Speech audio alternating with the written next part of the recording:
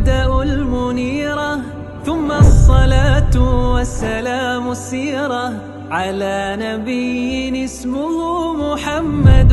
أبوه عبد الله منه مفرد، أبوه عبد الله منه مفرد.